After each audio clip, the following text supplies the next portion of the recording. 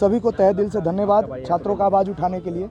आज हम लोग उपस्थित हुए हैं एक आह्वान के लिए।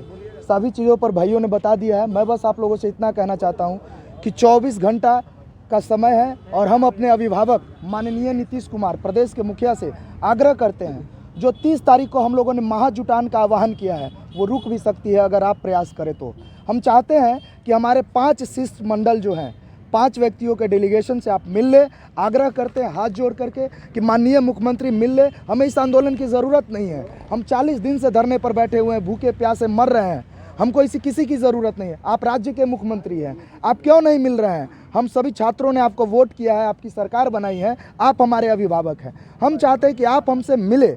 अगर आप हमसे मिल लेते हैं तो इस आंदोलन की हमें आवश्यकता नहीं है। हम 29 तारीख तक आपके बुलावे का इंतज़ार करेंगे, 29 तारीख शाम 7 बजे तक। अगर आप नहीं करते हैं तो ये महाआंदोलन जो है एक विग्र रूप लेगा और हम लोग शांतिपूर्वक काला पट्टा हाथ पर बांध करके 30 तारीख को पटना में कूच करेंगे। और जितने भी साथी हैं, जितने भी अभिभावक हैं, वो सभी हम छात्रों के हित में आए और 30 तारीख को इस महाआंदोलन में अगर सत्ताधीश नहीं सुन रहे हैं, आयोग नहीं सुन रहे हैं, तो उनको कड़ा चोट दे करके सुनाए कि छात्र अब रुकने वाला नहीं है। सन 74 की जो क्रांति हुई थी जेपी साहब के नेतृत्व में, ये क्रांति छात्रों के नेतृत्व में विशुद्ध छात्र आंदोलन के रूप में जाना जाएगा। आने वाला इतिहास, ये आने वाले समय में इस इतिहास को आंदोलन में कभी कोई भूल नहीं पाएगा। इतिहास एक रूप लेगा। ये हमारा जो है QR कोड है, जिसके बारे में हमने बताया था, टेलीग्राम ग्रुप पर है। आप सभी साथियों से अनुरोध है कि इससे जुड़े। हम लोग जगह जगह जा रहे हैं, लोगों से समर्थन मांग रहे हैं।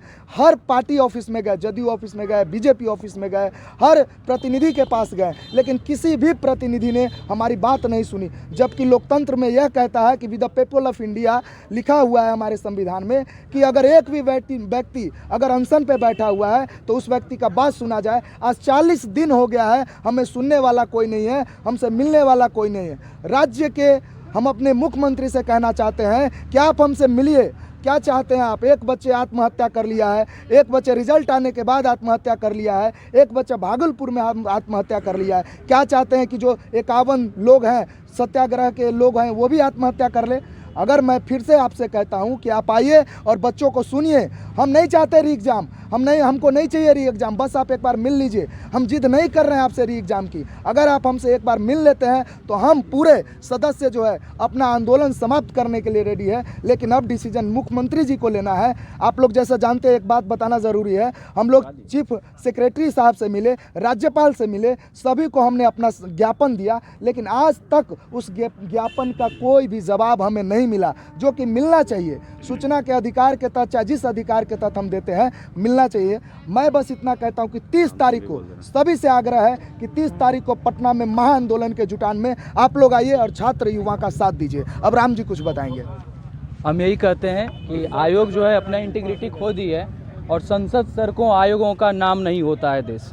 केवल ये संसद, सड़क और आयोग जो है, इससे देश नहीं होती है। देश वो होता है जिसमें संतोष की भावना होती है लोगों में। ये जो असंतोष की भावना पनपी है, 30 तारीख को बच्चे ज़ोर शोर से संपर्क कर रहे हैं और सड़क पे उतरेंगे। हम लोग न्याय में तो लड़ ही रहे हैं, लेकिन बच्चे सड़क पे उतरने के लिए आतुर हैं। तो मैं मुख्यमंत्री से आग्रह करूंगा कि आप इसको बचा लीजिए, सुनिए, हम लोग का आवाज़ सुनिए। इतना दिनों से तो आप लोग सुने नहीं, और जो गलत हुआ है, जो हम लोग ऑब्जेक्शन लगाए हैं, सारा रिजल्ट में रिफ्लेक्ट होकर के आ रहा है कि कौन सेंटर पे क्या हुआ था, नहीं हुआ था। बापू परीक्षा परिसर जिसको 22 सेंटर में बदल दिया गया, हर 5 बच्चे में से एक का सिलेक्शन हुआ है। ये कैसे हो सकता है? क्या सारे विद्वान बापू परीक्षा परिसर में ही बैठे हुए थे?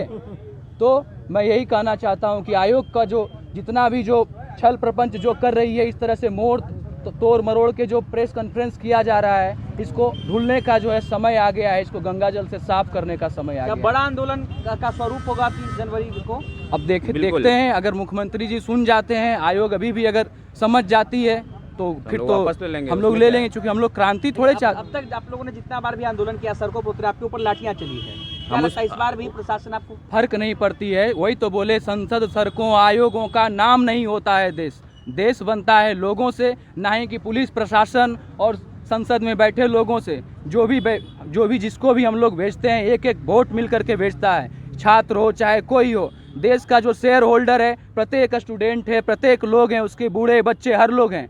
तो जिनको भेजते हैं, अगर इस तरह की प्रवृत्ति वो रखती है, चाहे आयोग जहाँ बैठाया जाता है उनको एग्जाम लेने के लिए बैठाया गया है, बनाया गया है वो संगठन, ना कि बरगलाने के लिए। पप्पू जी, आपने कहा कि आक्रोश है बच्चों के अंदर, तो ये आंदोलन उस दिन 30 तारीख को इतने बच्चे जुटेंगे तो उग्र रूप भी ले सकता है। अब उग्र रूप लेगा कि क्या होगा, हम लोग तो बस यही चाहते हैं शांतिपूर्वक सुने, नहीं, क्योंकि हम लोग जो है 40 दिन उसको से शांतिपूर्वक ही रखेंगे। और 30 जनवरी जो महात्मा गांधी जी का मतलब शहादत का दिवस है, तो उस परिप्रेक्ष्य में भी देखें तो हम लोग उनके जो शहीद है उनको याद करने के लिए हम लोग 30 जनवरी को मना रहे हैं ये चीज़, और छात्र इस बात से बिल्कुल समर्थन में है।